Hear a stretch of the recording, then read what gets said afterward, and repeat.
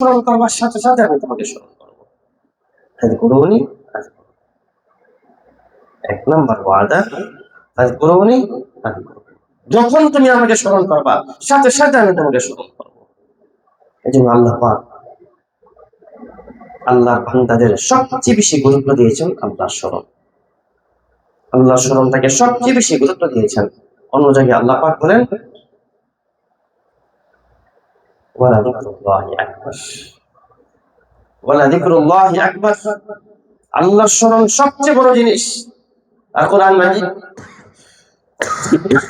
যারা আমরা কোরআন মাজিদ পড়তেছি, পড়াইতেছি, রিচার্জ করতেছি, এটা তো ২৪ ঘন্টা আল্লাহর স্মরণের মধ্যে আছে। কারণ কোরআন তিলাওয়াত সর্বশ্রেষ্ঠ জিকির, সবচেয়ে উত্তম জিকির। আফজালুল যিকরি তিলাওয়াতুল কোরআন, আফজালুল যিকরি তিলাওয়াতুল কোরআন। যারা সর্ব অবস্থায় কোরআন মাজিদ নিয়ে বসে আছে, তারা ২৪ ঘন্টা আল্লাহকে স্মরণ করতেছে, আর আল্লাহ তাদেরকে ২৪ ঘন্টাই স্মরণ করতেছে। এর চেয়ে বড় আর কি লাভ হতে পারে? এর চেয়ে বড় আর কি লাভ হতে পারে যে ২৪ ঘন্টা আমার প্রভু যিনি আহকামুল হাকিমিন, তিনি শুধু আল্লাহ নন, যার ৯৯টা কমপক্ষে সিফত আছে, যার কমপক্ষে ৯৯টা সিফত আছে। একটা দেশের প্রেসিডেন্ট, প্রধানমন্ত্রী যদি আমাকে স্মরণ করে, আমি কত খুশিতে আত্মহারা হয়ে যাই। কি পরিমাণ খুশি আমার আসে যে প্রধানমন্ত্রী আমাকে স্মরণ করছে, আমাকে ফোন দিয়েছে, আমার জন্য খবর পাঠাইছে, আমার খোঁজ খবর নিয়েছে। এরকম লক্ষ কোটি হাজারো প্রেসিডেন্ট, প্রধানমন্ত্রীর মন্ত্রী যিনি, প্রধানমন্ত্রী যিনি, যাকে বলা হয় মালিকুল মুলকি, সকল বাদশার বাদশা, ৯৯টা নাম কমপক্ষে আল্লাহ সিফতি নাম, যুল জালালি ওয়াল ইকরাম, যিনি পৃথিবীর সব মানুষের সবকিছু নিয়ন্ত্রণ করেন, তিনি যদি আমাকে স্মরণ করে, আমার কেমন হয়? যে আলেম শিখতেছে ২৪ ঘন্টা তারা আল্লাহকে স্মরণ করতেছে, আল্লাহ তাদেরকে ২৪ ঘন্টা স্মরণ করে। ১ নম্বর। দ্বিতীয় নম্বর, তো বান্দা তুমি যে কোনো সময় যে কোনো বিপদে পড়েছো, উদউনি আস্তাজিব লাকুম, উদউনি আস্তাজিব লাকুম। যখন তুমি আমাকে ডাক দিবা সাথে সাথে আমি তাকে উত্তর দেব। এটা তো আলেম ছাড়া বুঝবে না। এই আল্লাহর ডাকের মধ্যে যে কি মজা, আর আল্লাহ পাকে সাথে সাথে উত্তর দিবেন, এটা হক্কানি আলেম, কোরআন এবং হাদিসের আলেমরা ছাড়া প্রকৃত অর্থে এই জিনিসটা বুঝবে না।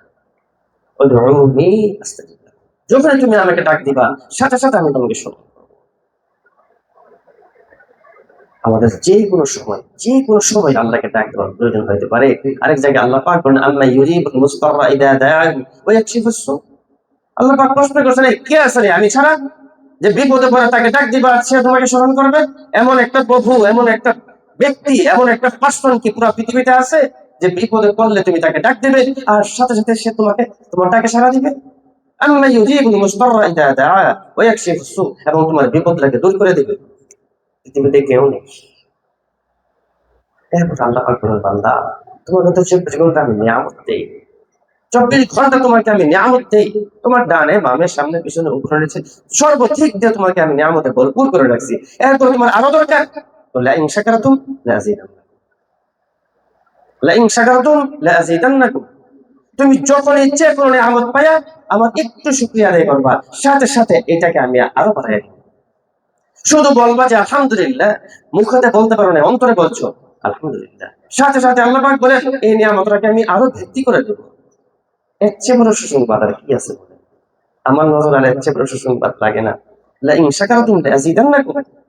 যখনই তুমি আমার কৃতজ্ঞতা আদায় করবা, যখনই তুমি আলহামদুলিল্লাহ বলবা, সাথে সাথে তোমার নিয়ামত বাড়ায় দেব। ৪ নম্বর, আল্লাহ হাবিব সাল্লাল্লাহু আলাইহি ওয়াসাল্লাম পৃথিবী থেকে চলে যাইবেন, উম্মত নিয়ে অনেক চিন্তা ফিকির করতেছে।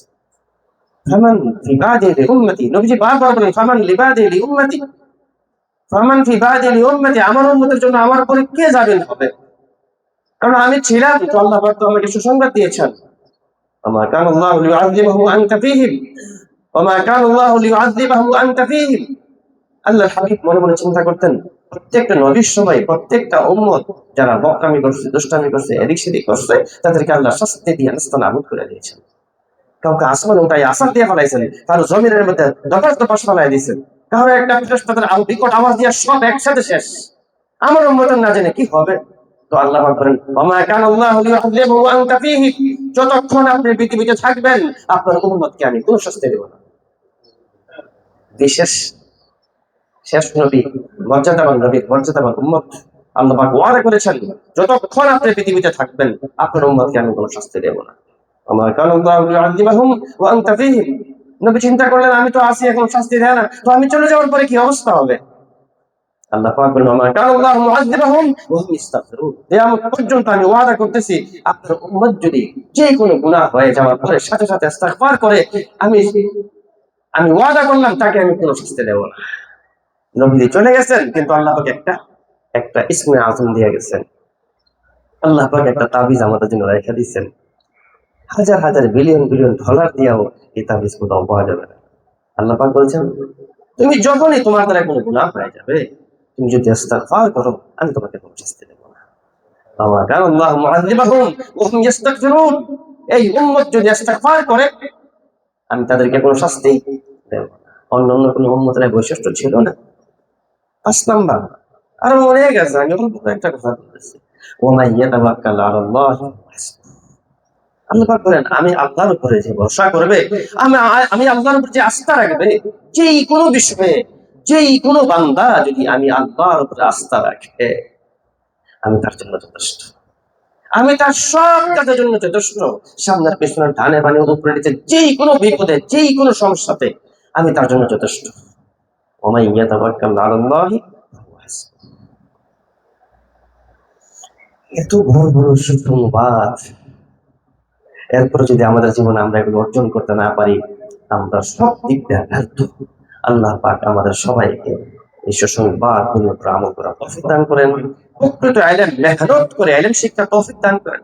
হুজুর ওই বিষয়ে বলে ফেলেছে, ইলম শিক্ষার পদ্ধতিগুলো বলে ফেলছে, আমি ওইদিকে যাইতে চাচ্ছি না। ইলম শিক্ষার মাকসাদ, ইলম শিখলে লাভ, এই দুইটা বিষয়ের উপর আমি কথা বললাম। আমি আশা করি আপনাদের এই বিষয়টা অনুধাবন হয়েছে, আমার নিজের অনুধাবন হয়েছে। আমি কথা বলি আসলে আমার নিজের লাভের জন্য, আমি বুঝতে পারছি। এই জন্য ২৪ ঘন্টা আমি আমি আমি নিজেকে এখন আমি আলেম দাবি করি না। ২৪ ঘন্টা আমি চেষ্টা করি অবসর সময়টাকে এবং ১০টি মতো আলার পরে বাকি সময়টাকে আমি বিভিন্ন কিতাবের মতো আলার মধ্যে আমি ব্যস্ত থাকার চেষ্টা করি, কোরআন এবং হাদিসের, যেগুলোর মাধ্যমে জ্ঞান বাড়বে, যে জ্ঞানের মাধ্যমে আমার আল্লাহর মারিফত অর্জন হবে, যে মারিফতের মাধ্যমে তাকওয়া অর্জন হবে, যে তাকওয়া এবং মারিফত এবং নবীর সুন্নত এগুলো মিলাইয়া আল্লাহ পাকের ওয়াদাগুলো আমি নিজেই জন্য নিজে বাস্তবায়ন করতে পারবো।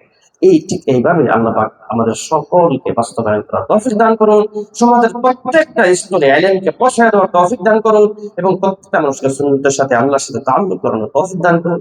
সর্বশেষ আমি এই মাদ্রাসাতুন নূর রহমাতুল্লাহি আলাইহি তাহফিজুল কোরআন এমন একটা ব্যক্তির নামে এই মাদ্রাসা, যিনি একজন আদর্শ উস্তাদ ছিলেন তাহফিজুল কোরআনের জগতে, যিনি একজন আদর্শবান ব্যক্তি ছিলেন তাহফিজুল কোরআনের জগতে, যার থেকে উসওয়া নেওয়া যায়। যেই কোনো উস্তাদ হাফেজের যদি হযরত নওশাদ রাহমাতুল্লাহ আলাইহির নিয়ম পদ্ধতি থেকে কিছু নিতে চাই, সে নিতে পারবে। আল্লাহ পাক ওনার মাকবারা, ওনার কবরকে আল্লাহ জান্নাতুল ফেরদাউস করে দেখ এবং এই মাদ্রাসাটাকে আল্লাহ কবুল করেন। এই মাদ্রাসার সভাপতি সাহেব উপস্থিত আছেন, তিনি আমার আপন ছোট ভগ্নিপতি মারুফ আলম কাসিম সাহেব। আল্লাহ পাক উনি অসুস্থ, আল্লাহ পাক ওনাকে পরিপূর্ণ শিফা দান করুক। উনি অনেক বড় জামিয়ার খেদমতে আছে, ওখানের আদব আমানত সবকিছু রক্ষা করে এবং ওনাকে আরো তারাক্কি হওয়ার তৌফিক দান করুক। আমার তৌফিক ইল্লা বিল্লাহ। আসসালামু আলাইকুম ওয়া রাহমাতুল্লাহি ওয়া বারাকাতুহু।